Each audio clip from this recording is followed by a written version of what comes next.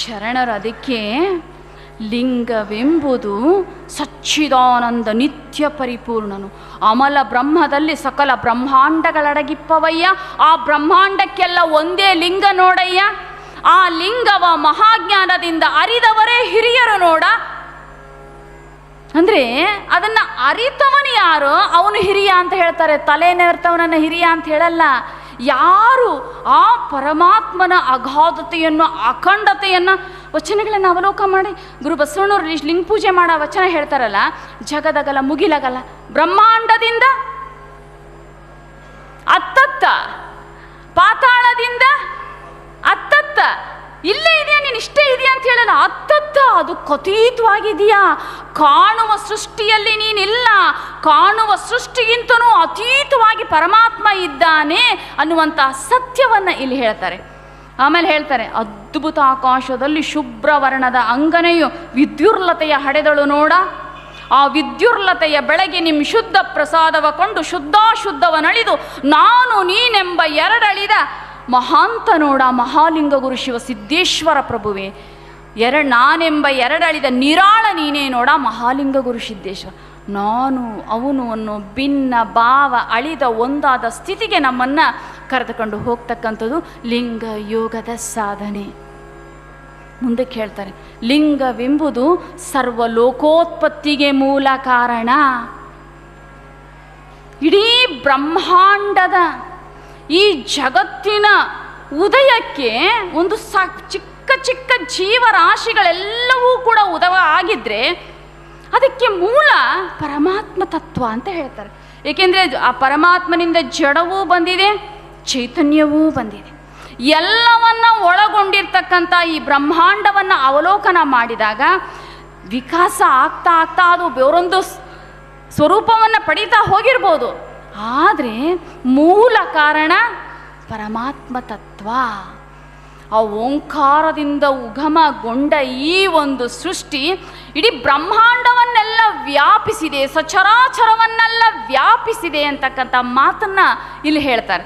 ಅದಕ್ಕೆ ಯಡಿಯೂರು ಸಿದ್ಧಲಿಂಗೇಶ್ವರು ತುಂಬ ಚೆನ್ನಾಗಿ ಹೇಳ್ತಾರೆ, ಆದಿ ಮಧ್ಯಾವಸನಗಳಿಲ್ಲದ ಮುನ್ನ ನಾದ ಬಿಂದು ಕಳೆಗಳಿಲ್ಲದಿತ್ತ ಮುನ್ನ ಅಂತ ಹೇಳ್ತಾರೆ. ಎಲ್ಲಕ್ಕೂ ಮೂಲ, ಎಲ್ಲಕ್ಕೂ ಕಾರಣ, ತನಗೊಂದು ಕಾರಣ ಇಲ್ಲದೆ ಇರ್ತಕ್ಕಂಥವನು ಪರಮಾತ್ಮ. ರೇಡಿಯೋ ಕಂಡು ಹಿಡಿದಂತಹ ಮಾರ್ಕೋನಿ ರೇಡಿಯೋ ಕಂಡು ಹಿಡಿದ ಮೇಲೆ ಅವನಿಗೊಂದು ಸಂದರ್ಶನ ಮಾಡ್ತಾರೆ. ಹೇಗೆ ರೇಡಿಯೋ ತರಂಗಗಳು ಹೇಗೆ ಚಲಿಸ್ತವೆ ಈ ಬ್ರಹ್ಮಾಂಡದಲ್ಲಿ, ಆಕಾಶದಲ್ಲಿ, ಯಾವ ದಿಕ್ಕಿಂದ ಯಾವ ದಿಕ್ಕಿಗೆ ಹೇಗೆ ಚಲಿಸ್ತವೆ ಅಂತ. ಆವಾಗ ಮಾರ್ಕೋನಿ ಎಕ್ಸ್ಪ್ಲೇನ್ ಮಾಡ್ತಾನೆ, ಈ ದಿಕ್ಕಿನಿಂದ ಈ ದಿಕ್ಕಿಗೆ ರೇಡಿಯೋ ತರಂಗಗಳು ಚಲಿಸ್ತಾ ಇದ್ದಾವೆ, ಅವುಗಳನ್ನು ಗ್ರಹಿಸಿ ಶಬ್ದವನ್ನು ಗ್ರಹಿಸಿ ಮತ್ತೆ ಅವುಗಳನ್ನು ಬಿಡುಗಡೆ ಮಾಡ್ತಕ್ಕಂಥ ಕೆಲವು ಅಂಶಗಳನ್ನು ನಾನು ಕಂಡು ಹಿಡಿದಿದ್ದೀನಿ ಅಂತ. ಒಬ್ಬ ಎದ್ದು ನಿಂತು ಕೇಳ್ತಾನೆ, ಹೇಗೆ ಈ ದಿಕ್ಕಿಂದ ಆ ದಿಕ್ಕಿಗೆ ಹೋಗುತ್ತೆ, ಅದು ಹೇಗೆ ಕಾರ್ಯನಿರ್ವಹಿಸುತ್ತೆ ಹೇಳಿದ್ರಿ, ಯಾಕೆ ಹೋಗ್ತಾ ಇದೆ, ಈ ದಿಕ್ಕಿಂದ ಆ ದಿಕ್ಕಿಗೆ ಯಾಕೆ ಚಲಿಸ್ತಾ ಇದೆ ಆ ತರಂಗಗಳು ಅಂತ ಕೇಳ್ತಾನೆ. ಅವಾಗ ಮಾರ್ಕೋನಿ ಹೇಳ್ತಾನೆ, ಹೇಗೆ ಎಂದು ನಾನು ಎಕ್ಸ್ಪ್ಲೈನ್ ಮಾಡಬಲ್ಲೆ, ಯಾಕೆ ಅಂತ ಹೇಳಕ್ಕಾಗಲ್ಲ, ಸೃಷ್ಟಿಯ ನಿಗೂಢ, ಅವನ ನಿಯಮ, ಅವನ ಲೀಲೆ ಅದು ಅಂತ ಹೇಳ್ತಾನೆ. ಪ್ರಭುದೇವರು ಹೇಳ್ತಾರೆ, ಧರೆಯಾಕಾಶ ತಾರಾಮಂಡಲ, ಧರೆಯಾಕಾಶವಿಲ್ಲದೊಂದು, ತಾರಾಮಂಡಲಗಳಿಲ್ಲದೊಂದು, ಇದೆಲ್ಲವಕ್ಕೂ ಇಲ್ಲದಂತಹ ಒಂದು ಸಂದರ್ಭದಲ್ಲಿ ಒಂದು ಮಹಾವೃಕ್ಷವಿದ್ದಿತಯ್ಯ. ಆ ಮಹಾವೃಕ್ಷವ ಕೊಂಡು ಓಂ ನಮಃ ಶಿವಾಯ ಎನ್ನುತ್ತಿದ್ದೇನಯ್ಯ. ಆ ಮಹಾವೃಕ್ಷದಿಂದ ಷಡ್ ಸಾದಾಕ್ಯಗಳು ಹುಟ್ಟಿದವು. ಆ ಷಡ್ ಸಾದಾಕ್ಯಗಳ ನೆರಳಲ್ಲಿ ಕುಳಿತು ಬಸವ ಬಸವ ಬಸವ ಎನ್ನುತ್ತಿದ್ದೇನಯ್ಯ. ಬಸವ ಅನ್ನೋ ಮೂರಕ್ಷರ, ಅಕಾರ ಉಕಾರ ಸಂಗಮವಾದ ಓಂಕಾರ ತತ್ವ. ಬಸವ ಏನು ಅರಿಯೋದು ಬೇಡ್ರಿ, ಏನು ದೊಡ್ಡ ದೊಡ್ಡ ವಿಚಾರ ತಿಳ್ಕೊಳ್ಳೋದು ಬೇಡ್ರಿ, ಬಸವ ಬಸವ ಬಸವ ಅಂದ್ರೆ ಸಾಕು. ಭವಸಾಗರವನ್ನು ದಾಟಿ ಅರಿವಿನ ಅನಂತತೆಯಲ್ಲಿ ನಾವು ಲೀನ ಆಗ್ಬಿಡ್ತೀವಿ. ಯಡಿಯೂರು ಸಿದ್ಧಲಿಂಗೇಶ್ವರಿ ಎಷ್ಟು ಚೆನ್ನಾಗಿ ಹೇಳ್ತಾರೆ, 101 ವಿರಕ್ತರನ್ನು ತಯಾರು ಮಾಡಿದ ಯಡಿಯೂರು ಸಿದ್ಧಲಿಂಗೇಶ್ವರರು ಮಹಾನ್ ವಿರಕ್ತರು. ಎಷ್ಟು ಚೆನ್ನಾಗಿ ಒಂದು ಕಡೆ ಹೇಳ್ತಾರೆ, ಎನ್ನಂಗಲಿಂಗ ಪ್ರಾಣಲಿಂಗ ಭಾವಲಿಂಗ ನೋಡ, ಎನ್ನ ಷಡಾಧಾರದಲ್ಲಿ ಸಂಬಂಧವಾದ ಷಡಕ್ಷರ ಮಂತ್ರವು ಬಸವಣ್ಣನಾದ ಕಾರಣ ಬಸವಲಿಂಗ ಬಸವಲಿಂಗ ಬಸವಲಿಂಗ ಎಂದು ಜಪಿಸಿ ಬವಾರ್ಣವ ದಾಂಟಿದೆನು ಕಾಣ. ಬಸವಣ್ಣನೇ ಪತಿಯಾಗಿ ನಾನೇ ಸತಿಯಾದೆನು, ಬಸವಣ್ಣನೇ ಒಡೆಯನು ನಾನೇ ಬಂಟನು, ಬಸವಣ್ಣನೇ ಕರ್ತೃವು ನಾನೇ ಭೃತ್ಯನು, ದೇಹವೇ ನಾನು ದೇಹಿಯೇ ಬಸವಣ್ಣನಯ್ಯ, ಎನ್ನಂಗ ಅಂಗದೊಳಗಿರ್ತಕ್ಕಂತಹ ಲಿಂಗ ಬಸವಣ್ಣನಯ್ಯ, ಎನ್ನ ನಡೆವ ಚೇತನ ಎನ್ನ ನುಡಿವ ಚೇತನ ಎನ್ನ ನಡೆ ನುಡಿಯೊಳಗಿಪ್ಪ ಸರ್ವ ಚೈತನ್ಯಾತ್ಮಕವು ಬಸವಣ್ಣನಾದ ಕಾರಣ ಆ ಬಸವಣ್ಣನ ಶ್ರೀಪಾದದಲ್ಲಿ ನಾನಡಗಿ ಶರಣಾಗಿ ಶುದ್ಧನಾದೇನು ನೋಡ ಮಹಾಲಿಂಗ ಗುರು ಶಿವಸಿದ್ದೇಶ್ವರ ಪ್ರಭುವೇ. ಏನು ಅದ್ಭುತ ರೀ! ಬಸವ ಬಸವ ಬಸವ ಅಂತ ಹೇಳಿ ಜನ್ಮ ಜನ್ಮ ಕಂಟಿರ್ತಕ್ಕಂತಹ ಕರ್ಮದ ಕಾಳಿಕೆಯನ್ನು ಕಳೆದುಕೊಂಡೆ ಅಂತ ನಾವು ನೀವು ಹೇಳೋದು ದೊಡ್ಡದಲ್ಲ ರೀ. ಯಡಿಯೂರು ಸಿದ್ಧಲಿಂಗೇಶ್ವರಂತಹ ಮಹಾ ತಪಸ್ವಿ ಇವತ್ತು ಆ ಮಾತನ್ನೇ ಹೇಳಬೇಕು ಅಂದರೆ ಅವರಿಗೆ ಅರಿವಿತ್ತು, ಈ ಮೂಲ ಚಿತ್ತು ಬಸವ. ಆ ಮೂಲ ಚಿತ್ತುವಿನಿಂದ ಹೊರಹೊಮ್ಮಿಂದ ಸಕಲ ಸೃಷ್ಟಿಯ ಸಚರಾಚರಗಳಲ್ಲಿಯೂ ಬಸವ ಅನ್ನೋ ಓಂಕಾರ ತತ್ವ ಅಡಗಿದೆ. ಅಲ್ಲಿ ಇದೆ, ಇಲ್ಲಿ ಇದೆ, ಎಲ್ಲವನ್ನ ವ್ಯಾಪಿಸಿರ್ತಕ್ಕಂಥದ್ದು ಆ ಓಂಕಾರ ತತ್ವ. ಅದಕ್ಕೆ ಶರಣರು ಬಸವ ಬಸವ ಬಸವ ವಚನಗಳನ್ನೆಲ್ಲ ನೀವು ಅವಲೋಕನ ಮಾಡಿ. ಯಾಕೆ ಅಂದರೆ ವಚನ ಓದಿದರೆ ರೋಮಾಂಚನ ಆಗುತ್ತೆ ಅಂದ್ರಲ್ಲ, ಅದು ಅನುಭವಿಸಿದ ಆತ್ಮಕ್ಕೆ ಮಾತ್ರ ಗೊತ್ತು. ಅರ್ಥ ಆಗಲಿ ಬಿಡ್ಲಿರಿ, ಮನೇಲಿ ಪೂಜೆ ಆದ ತಕ್ಷಣ ಒಂದು 4 ವಚನ ಓದ್ರಿ. ಎಲ್ಲಿ ಶರಣರ ವಚನಗಳ ಪಠನ ನಡೆಯುತ್ತೋ, ಎಲ್ಲಿ ಶರಣರ ವಚನಗಳನ್ನು ಅವಲೋಕನ ಮಾಡ್ತೀವೋ, ಈ ಬ್ರಹ್ಮಾಂಡದಲ್ಲಿರ್ತಕ್ಕಂಥ ಆ ಮಹಾ ಚೈತನ್ಯಗಳು ಇಲ್ಲಿ ಆಗಮಿಸುತ್ತವೆ, ನಮ್ಮೊಳಗೆ ಪ್ರವೇಶ ಮಾಡ್ತವೆ. ಆ ಲಿಂಗ ಕೈಯಲ್ಲಿ ಹಿಡ್ಕೊಂಡು ಹೇಳುವಾಗ ಅಚ್ಚ ಕನ್ನಡದ ಸ್ವಚ್ಛ ಮಾತಿನಲ್ಲಿ ನಿಚ್ಚ ವಿಷಯವನ್ನು ಬಿಚ್ಚು ಮನಸ್ಸಿನಲ್ಲಿ ಮನಸ್ಸಿನ ಮೈಲಿಗೆ ಕಳೆಯುವಂತಹ, ಮನಸ್ಸು ಮುಟ್ಟುವಂತಹ ಏಕೈಕ ಸಾಹಿತ್ಯ ಇದ್ರೆ ಅದು ವಚನ ಸಾಹಿತ್ಯ ಮಾತ್ರ. ಏನ್ರಿ ಅದನ್ನ ನೋಡ್ತಾ ಹೇಳ್ತಾ ಹೋದಂಗೆ ಅವನು ನಮ್ಮೊಳಗೆ ಹೋಗ್ತಾ ಇದ್ದಾನೋ, ನಾವು ಅವನೊಳಗೆ ಹೋಗ್ತಾ ಇದ್ದೀವೋ ಗೊತ್ತಲ್ಲ ಆಗಲಾರದ ಸಂದಿಗ್ಧ ಸ್ಥಿತಿಗೆ ನಮ್ಮನ್ನು ಕೊಂಡೊಯ್ಯುತ್ತಲ್ಲ ಈ ಪೂಜೆ. ಅದು ಸಾಕು ರೀ. ಏನು ಘನಘನವಾದ ತತ್ವ ವಿಚಾರಗಳು ಯಾವುದು ಅರ್ಥ ಆಗಲಿಲ್ಲ ಅಂದರೂ ಪರವಾಗಿಲ್ಲ, ಪೂಜೆ ಆದ ತಕ್ಷಣ 5 ವಚನ ಪಠನ ಮಾಡಿರಿ. ನಿಮಗೆ ಗೊತ್ತಿಲ್ಲದಂತೆ ಆ ಬಸವ ಚೈತನ್ಯ ನಿಮ್ಮ ಮನೆಯ ಒಳಗೆ ಸುಳಿದಾಡಕ್ಕೆ ಪ್ರಾರಂಭ ಆಗುತ್ತೆ.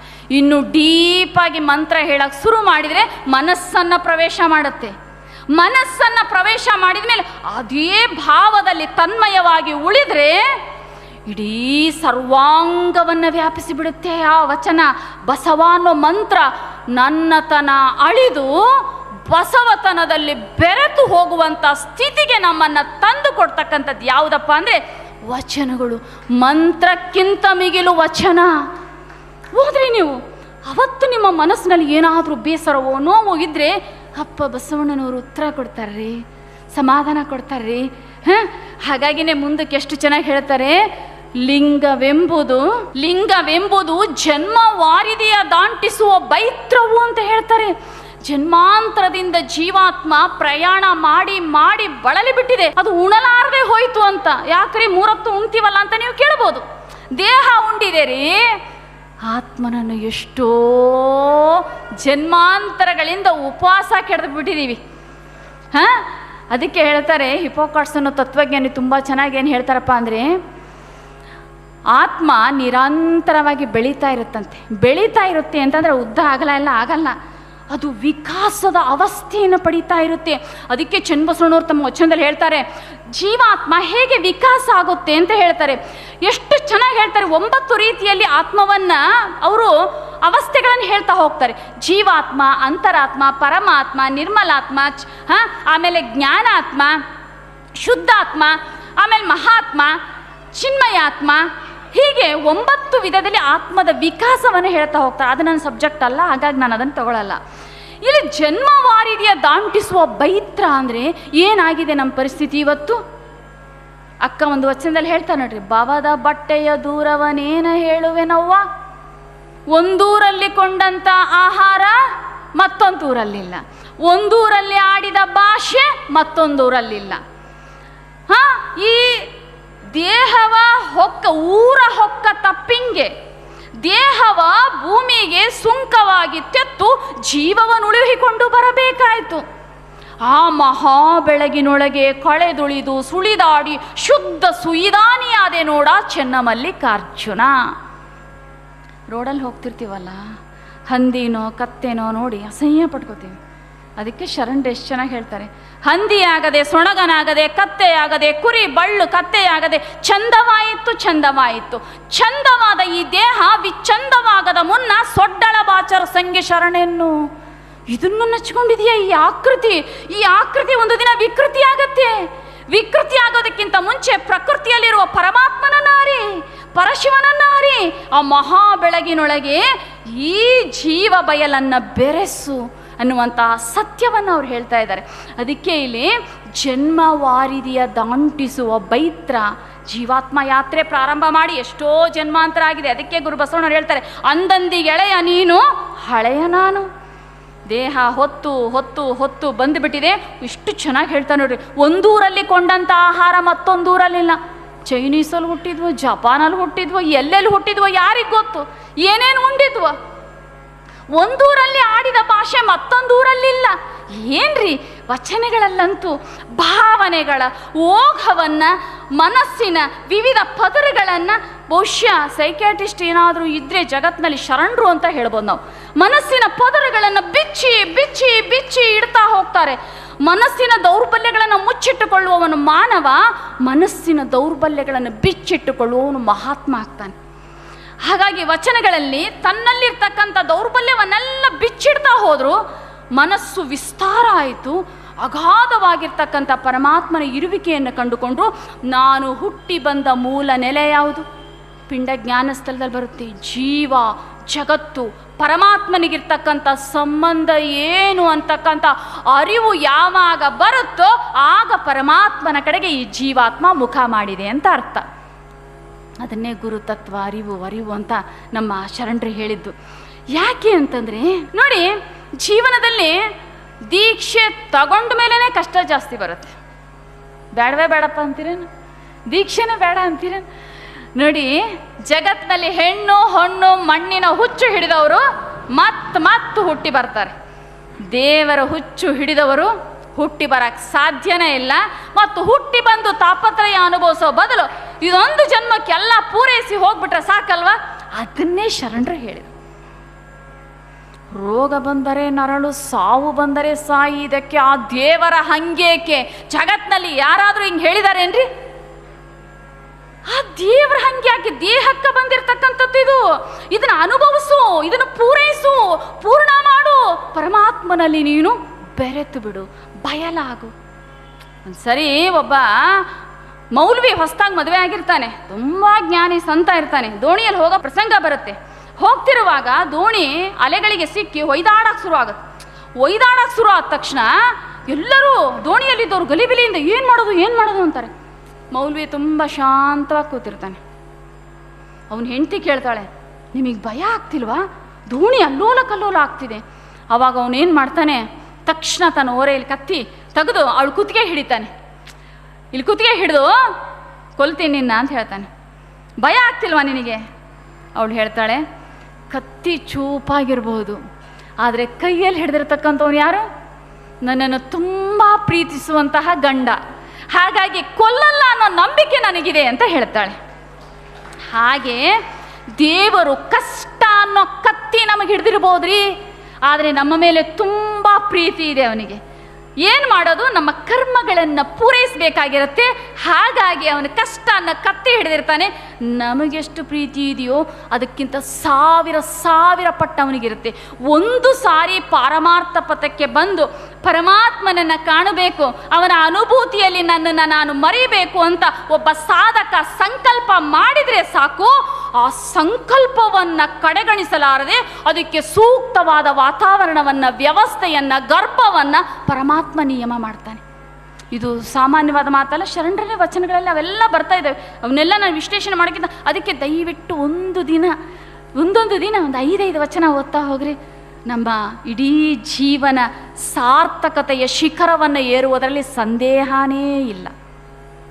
ಅದಕ್ಕೆ ಇಲ್ಲಿ ಹೇಳ್ತಾರೆ, ಸಿದ್ದರಾಮೇಶ್ವರು ತುಂಬ ಚೆನ್ನಾಗಿ ಹೇಳ್ತಾರೆ, ನೋಡಯ್ಯ ಲಿಂಗದ ಮಹಿಮೆಯ, ತಾನು ಸೋಂಕಿ ಎನ್ನ ಕಳೆದ, ಎನ್ನ ಸೋಂಕಿ ತಾನೇ ಉಳಿದ, ತಾನೆಂಬುದ ನುಡುಹದೆ ತಾನೇ ತಾನಾಗಿ ನಿಂದನಯ್ಯ ಕಪಿಲ ಸಿದ್ಧ ಮಲ್ಲಿಕಾರ್ಜುನ. ಲಿಂಗ ಅಂಗವನ್ನು ಸೋಂಕಿದಾಗ, ದೃಷ್ಟಿ ಲಿಂಗಯ್ಯನಲ್ಲಿ ನೆಟ್ಟಾಗ, ಆ ಲಿಂಗಯ್ಯನಿಂದ ಹೊರಹೊಮ್ಮಿದಂಥ ಕಾಂತಿ ಸಹಸ್ರಾರವನ್ನು ಸೇರಿದಾಗ ಈ ಸಹಸ್ರಾರಕ್ಕೂ ಬ್ರಹ್ಮಾಂಡಕ್ಕೂ ನೇರ ಸಂಪರ್ಕ ಇದೆ. ಅಲ್ಲಿಂದ ಹೊರಹೊಮ್ಮತಕ್ಕಂಥ ಆ ಶಕ್ತಿಯ ಕಣಗಳು ಸರ್ವಾಂಗವನ್ನು ಸೇರಿ ನಮ್ಮಲ್ಲಿರ್ತಕ್ಕಂಥ, ಅದಕ್ಕೆ ಶರಣರು ಭಾಳ ಚೆನ್ನಾಗಿ ಹೇಳ್ತಾರೆ, ಎನ್ನು 6 ಚಕ್ರದಲ್ಲಿರ್ಪ ಪರಮಾತ್ಮನು ನೀನೇ ಅಯ್ಯ, ಎನ್ನ ನವನಾಳಂಗಳಲ್ಲಿರತಕ್ಕಂತಹ ಪರವಸ್ತುವು ನೀನೇ ಅಯ್ಯ, ಎನ್ನ ಭಾವದಲ್ಲಿ ತೊಳಗಿ ಬೆಳಗುತ್ತಿರ್ಪ ಪರಂಜ್ಯೋತಿ ಸ್ವರೂಪನು ನೀನೇ ಅಯ್ಯ ಖಂಡೇಶ್ವರ. ಅವನೆಲ್ಲೂ ಇಲ್ಲ, ಒಳಗಿದ್ದಾನೆ. ನಿರೀಕ್ಷಣೆಯಿಂದ ಧ್ಯಾನದಿಂದ ಅವನನ್ನು ಕಂಡುಕೊಳ್ಳಬೇಕಾಗಿದೆ. ಆವಾಗ ನಮ್ಮ ಜನ್ಮಾಂತರಗಳಿಂದ ಅಂಟಿರ್ತಕ್ಕಂತಹ ಎಲ್ಲ ಕಲ್ಮಶಗಳು ಕೊಚ್ಚಿ ಹೋಗಿ ನಾವು ಪರಿಶುದ್ಧವಾದಂತಹ ಪರಮಾತ್ಮನ ಚಿತ್ಪಿಂಡ ಚಿಲ್ಲಿಂಗ ಸ್ವರೂಪದಲ್ಲಿ ನಾವು ಶೋಭಿಸೋಕೆ ಶುರು ಮಾಡ್ತೀವಿ. ಹೊರಗಡೆ ಕಣ್ಣಿಗೆ ಆಕೃತಿಯಾಗಿ ಕಾಣ್ತೀವಿ, ಒಳಗೆ ವಿಕೃತಿಯನ್ನು ಕಳ್ಕೊಂಡಿರ್ತೀವಿ. ಇದು ಶರಣರ ಒಂದು ನಿಲುವಾಗಿದೆ. ಕೊನೆಯ ಲೈನ ಬಂದರೆ ಮುಗಿದೋಯ್ತು ಈಗ. ಕೊನೆ ಹೇಳ್ತಾರೆ, ಲಿಂಗವೆಂಬುದು ಶರಣರ ಹೃದಯದಲ್ಲಿ ಬೆಳಗುವ ಪರಂಜ್ಯೋತಿ ಸ್ವರೂಪವು. ಅವನನ್ನು ಹೃದಯ ಕಮಲದಲ್ಲಿ ಕಂಡುಕೊಳ್ಳತಕ್ಕಂಥವನೇ ನಿಜವಾದ ಶರಣ ಅನ್ನುವಂಥ ಮಾತನ್ನು ಹೇಳ್ತಾರೆ. ನಿಮಗೆ ಯಾಕೆ ಉದಾಹರಣೆಗಳನ್ನು ಕೊಡ್ತಾ ಇದ್ದೀನಿ ಅಂದರೆ, ಚೆನ್ನಾಗಿ ಮನದಟ್ಟಾಗಬೇಕಲ್ಲ. ಆ ಮನದಟ್ಟಾಗಬೇಕು ಅಂದರೆ ಉದಾಹರಣೆ ಬೇಕೇ ಬೇಕು. ಯಾಕಿಲ್ಲಿ ಹೇಳ್ತಾನೆ, ಒಳಗೆ ಬೆಳಗುತ್ತಾ ಇದ್ದಾನೆ. ಆ ಬೆಳಕಿನ ಸ್ವರೂಪವನ್ನು ಅರಿಯಲಾರದೆ ಅಜ್ಞಾನಿಗಳಾಗಿ ನಾವು ಹೊರಗಡೆ ಹುಡುಕ್ತಾ ಇದ್ದೀವಿ. ಹೊರಗೆ ಅರಿಸುವುದಲ್ಲ, ಕುರುಹಿನಿಂದ ಅರಿವಿನಿಂದ ಆ ನಿರಾಕಾರ ತತ್ವವನ್ನು ಸಾಕಾರವಿಡಿದು ಕಾಣತಕ್ಕಂತಹ ಒಂದು ವಿಚಾರವನ್ನು, ಒಂದು ಸಾಧನೆಯ ಮಾರ್ಗವಾಗಿರ್ತಕ್ಕಂಥ ಇಷ್ಟಲಿಂಗವನ್ನು ಶರಣರು ಕೊಟ್ಟಿರೋದು. ರಬಿಯಾ ಸೂಫಿ ಸಂತಳು ಧ್ಯಾನಕ್ಕೆ ಕೂತಿರ್ತಾಳೆ. ಅವ್ರ ಗುರುಗಳು ಬರ್ತಾರೆ. ಗುರುಗಳು ಬಂದು, ಬಹುಶಃ ಮೊನ್ನೆ ಅಕ್ಮಾದೇವಿ ಜಯಂತಿಗೆ ದಮಣದ ಹುಣ್ಣಿಮೆ ಆಯಿತು. 12 ತಿಂಗಳ ಬೆಳಕು ಒಂದೇ ತಿಂಗಳಲ್ಲಿ ಬರುತ್ತೆ, ಅದನ್ನೇ ದಮಣದ ಹುಣ್ಣಿಮೆ ಅಂತ ಹೇಳ್ತಾರೆ. ಆವಾಗ ಅವ್ರ ಗುರುಗಳು ಬಂದು ಹೇಳ್ತಾರೆ, ರಬಿಯಾ ಹೊರಗಡೆ ಬಾ, ಇಷ್ಟು ಅದ್ಭುತವಾಗಿ ಬೆಳದಿಂಗಳ ಬೆಳಕು ಚೆಲ್ಲಿದೆ, ಬಂದು ನೋಡು ಅಂತ ಹೇಳ್ತಾರೆ ಅವ್ರ ಗುರುಗಳು. ಆಗ ರಬಿಯಾ ಹೇಳ್ತಾಳೆ, ಗುರುಗಳೇ ನನ್ನನ್ನು ಕ್ಷಮಿಸಿ, ನಾನು ಬರೋಕ್ಕಾಗಲ್ಲ. ಯಾಕೆ ಅಂತ ಕೇಳ್ತಾರೆ. ನೀವು ಕೊಟ್ಟ ಜ್ಞಾನದಿಂದ, ನೀವು ಕೊಟ್ಟ ಅರಿವಿನಿಂದ ಒಳಗೆ ಬರೀ ಬೆಳದಿಂಗಳ ಬೆಳಕಲ್ಲ, ಕೋಟಿ ಸೂರ್ಯ ಚಂದ್ರರ ಬೆಳಕನ್ನು ಒಳಗಡೆ ಕಾಣ್ತಾ ಇದ್ದೀನಿ. ಆ ಬೆಳಕನ್ನು ಬಿಟ್ಟು ಈ ಜಡವಾದ ಚಂದ್ರನ ಬೆಳಕನ್ನು ನೋಡೋದಕ್ಕೆ ನನ್ನ ಕೈಯಾಗ ಆಗ್ತಾ ಇಲ್ಲ.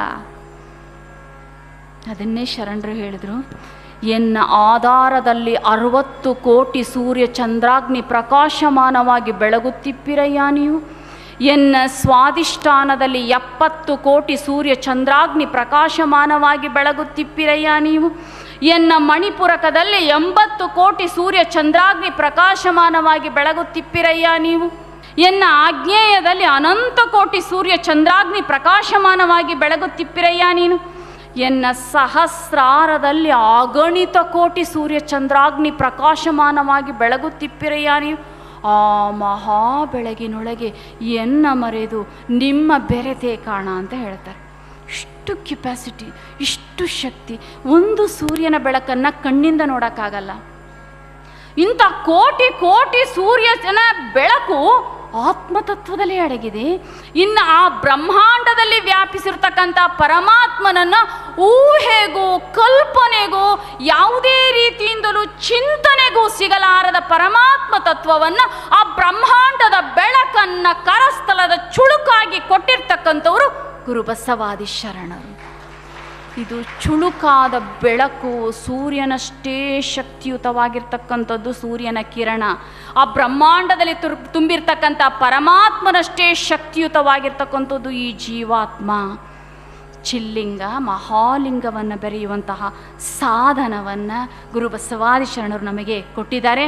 ಇಷ್ಟಲಿಂಗವಿಡಿದು ಪರಾತ್ಪರ ವಸ್ತು ಪರಮಾತ್ಮನನ್ನು ಕೂಡುವ ಬೆರೆಯುವ ಸಮರಸ ಸುಖ ಭಾವಲಿಂಗೈಕ್ಯ ಅಂತ ಶರಣರು ಬಳಸ್ತಾರೆ. ಭಾವಲಿಂಗೈಕ್ಯ ಅಂದರೆ ಬದುಕಿರುವಾಗಲೇ ಪರಮಾತ್ಮನ ಜೊತೆಗೆ ಲಿಂಗಾಂಗ ಸಾಮರಸ್ಯದ ಮೂಲಕವಾಗಿ ಅವನೊಂದಿಗೆ ಅವನ ಇರುವಿಕೆಯ ಅರಿವಿನಲ್ಲಿ ಪ್ರತಿ ಸೆಕೆಂಡು ಅವನನ್ನು ಬಿಟ್ಟು ಇರಲಾರದಂಥ ಒಂದು ತೂರ್ಯಾತೀತ ನಿರ್ಲಿಪ್ತ ನಿಜ ಭಾವ ಸಮಾಧಿಗೆ ಕೊಂಡೊಯ್ಯತಕ್ಕಂಥದ್ದನ್ನೇ ಭಾವಲಿಂಗೈಕ್ಯ ಅಂತ ಶರಣರು ಹೇಳಿರೋದನ್ನು ಕಾಣ್ತಾ ಇದ್ವಿ. ಇಂಥ ಸ್ಥಿತಿಯನ್ನು ಪಡ್ಕೋಬೇಕು ಅಂದರೆ ಅಲ್ರಿ ಒಂಚೂರು ಯೋಚನೆ ಮಾಡೋಣ. ದೇಹ ಕೊಟ್ಟಿರೋದು ಯಾರ್ರೀ? ದೇವರು. ಮನಸ್ಸು ಕೊಟ್ಟಿರೋದು ಯಾರ್ರೀ? ದೇವರು. ಟೈಮ್ ಕೊಟ್ಟಿರೋದು ಯಾರ್ರೀ ನಮಗೆ? ಮೂರು ದೇಹ ಕೊಟ್ಟ ದೇವರಿಗೆ ಒಂದು ಸ್ವಲ್ಪ ಹೊತ್ತು ಕೂತ್ಕೊಂಡು ಪೂಜೆ ಮಾಡೋಕ್ಕೆ ಟೈಮ್ ಇಲ್ಲ. ಮನಸ್ಸು ಕೊಟ್ಟ ದೇವರಿಗೆ ನಮ್ಮ ಮನಸ್ಸು ಕೊಡೋಕ್ಕೆ ನಮಗೆ ಆಗ್ತಾ ಇಲ್ಲ. ಅವನು ಕೊಟ್ಟ ಟೈಮನ್ನು ಬಳಸ್ಕೊಂಡು ಲೈಫನ್ನ ಎಂಜಾಯ್ ಮಾಡ್ತಾ ಇದ್ದೀವಿ. ಅವನಿಗೆ ಟೈಮ್ ಕೊಡೋಕ್ಕಾಗಲಿಲ್ಲ ಅಂದರೆ ನಮ್ಮಂಥ ಮೂರ್ಖರು ಜಗತ್ತಿನಲ್ಲಿ ಯಾರಾದರೂ ಇದ್ದಾರೇನ್ರಿ? ಇದಾರ ಯಾರಾದರೂ? ಅವನು ಅಲ್ಲ ರೀ, ಎಲ್ಲದಕ್ಕೂ ಟೈಮ್ ಇಲ್ಲ. ಮಕ್ಕಳು ವ್ಯವಹಾರ, ಮೊಮ್ಮಕ್ಕಳು, ಸೊಸೆ ಒಬ್ಬಳೇ ಇರ್ತಾಳೆ, ಮಗಳು ಒಬ್ಬಳೇ ಇರ್ತಾಳೆ. ನಾಳೆ ಸಾವು ಬಂದು ಕರೆದಾಗ ನನಗೆ ಟೈಮ್ ಇಲ್ಲ, ಅವರು ಒಬ್ಬರೇ ಇರ್ತಾರೆ, ನನ್ನ ವ್ಯವಹಾರ ಬಿಟ್ಟು ಬರೋಕ್ಕಾಗಲ್ಲ ಅಂದ್ರೆ ಆಗುತ್ತಾ? ಉಂಬಾಗಲಿಲ್ಲನ್ನ, ಉಡುವಾಗಲಿಲ್ಲನ್ನ, ತನ್ನ ಬಂಧುಗಳು ಬಂದಾಗಲಿಲ್ಲನ್ನ, ಲಿಂಗಕ್ಕೆ ಇಲ್ಲೆಂಬ, ಜಂಗಮಕ್ಕೆ ಇಲ್ಲೆಂಬ, ಬಂದ ಪುರಾತರಿಗೆ ಇಲ್ಲೆಂಬ, ಸಾವಾಗ ದೇಹವನ್ನು ದೇಗುಲಕ್ಕೆ ಒಯ್ಯೆಂಬ, ದೇವರಿಗೆ ಆ ಹೆಣ ಬಿಟ್ಟಿ ಹೇಳಿತ್ತೆ ಕೂಡಲ ಸಂಗಮ ದೇವ. ನೀನು ಜಡವಾದ ದೇಹ ತಗೊಂಡು ಏನು ಮಾಡ್ತಾನಪ್ಪ? ಕಾಯದಲ್ಲಿ ಕಸುವು, ಮನಸ್ಸಿನಲ್ಲಿ ಮೆರಗು ಇರುವಾಗ ಪರಮಾತ್ಮನನ್ನು ಸ್ಮರಿಸಲಾದೆ, ಸಾಧನೆ ಸೇವೆ ಏನೂ ಮಾಡಲಾರದೆ ನೀನು ನಿರ್ಗಮಿಸಿದರೆ ನಿನಗೂ ಪ್ರಾಣಿಗಳಿಗೂ ಏನಪ್ಪ ವ್ಯತ್ಯಾಸ? ಹಾಗಾಗಿನೇ ಕೊನೆಯದಾಗಿ ಒಂದೇ ಒಂದು ಚನ್ನಬಸವಣ್ಣನವರು ವಚನದಲ್ಲಿ ನಾವು ಹೇಗೆ ಕೂತು ಪೂಜೆ ಮಾಡಬೇಕು ಅಂತ ಹೇಳ್ತಾರೆ. ಕೂತ್ಕೋಬೇಕ್ರಿ ಸ್ವಲ್ಪ ಹೊತ್ತು. ಒಂದು ವ್ಯವಹಾರದ ಲೆಕ್ಕಪತ್ರ ಬರೆಯೋಕ್ಕೆ 2 ತಾಸಾದರೂ ಪ್ರಜ್ಞೆ ಇರಲ್ಲ. ಕುವೆಂಪು ಅವ್ರ ಬಗ್ಗೆ ಹೇಳಿದರು. ಕುವೆಂಪುವನ್ನು ದೇವಕವಿ ಅಂತ ಹೇಳ್ತಾರೆ. ಯಾಕೆಂದರೆ ಸೃಷ್ಟಿಯನ್ನು ಅವರು ತುಂಬ ಚೆನ್ನಾಗಿ ಅವಲೋಕನ ಮಾಡಿದರು. ಶರಣರು ಸೃಷ್ಟಿಯನ್ನು ಅನುಭವಿಸಿದ್ರಿ.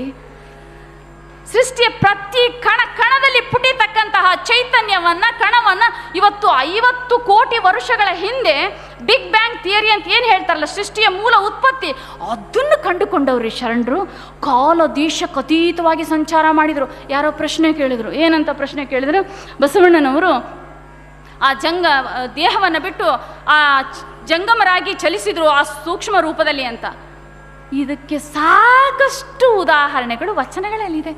ಕಾಲ ದೇಶಕ್ಕೆ ಅತೀತವಾಗಿ ಬ್ರಹ್ಮಾಂಡದ ರಹಸ್ಯವನ್ನು ಭೇದಿಸಬೇಕು ಅಂದರೆ ಒಬ್ಬ ವಿಜ್ಞಾನಿ ಹಲವಾರು ವರ್ಷಗಳ ಕಾಲ ಸಂಶೋಧನೆ ಮಾಡಿ ಕೊಟ್ಟಂತಹ ಸತ್ಯವನ್ನು ಶರಣರು ಒಂದೊಂದು ವಚನಗಳಲ್ಲಿ ಕೊಟ್ಟಿದ್ದಾರೆ ಅಂತಂದರೆ ಅವರು ಲೆಕ್ಕಾಚಾರ ಮಾಡಿ ಕೊಡಲಿಲ್ಲ. ಅನುಭವದಿಂದ ಈ ಆತ್ಮಕ್ಕೆ ಇಷ್ಟು ಕೆಪಾಸಿಟಿ ಇದೆ ಅಂದರೆ ಅದು ಎಲ್ಲಿ ಬೇಕಾದರೂ ಯಾವ ಕಾಲಕ್ಕೆ ಬೇಕಾದರೂ ಬ್ರಹ್ಮಾಂಡಕ್ಕೆ ಅತೀತವಾಗಿ ಸಂಚರಿಸ್ತಕ್ಕಂಥ ಶಕ್ತಿ ಆತ್ಮಶಕ್ತಿ. ಆ ಆತ್ಮಶಕ್ತಿ ಹೊಂದಿರೋರು ಈ ಜಗತ್ತಿನ ಯಾರಿಗೂ ಭಯ ಪಡಲ್ಲ, ಯಾವುದಕ್ಕೂ ಅಂಜಲ್ಲ. ಶರಣರದಕ್ಕೆ ಇಷ್ಟು ನಿರ್ಭೀತಿಯ, ನಿರ್ಲಿಪ್ತವಾದ, ನಿಶ್ಚಿಂತವಾದ ಬದುಕು ಶರಣರದಾಗಿತ್ತು.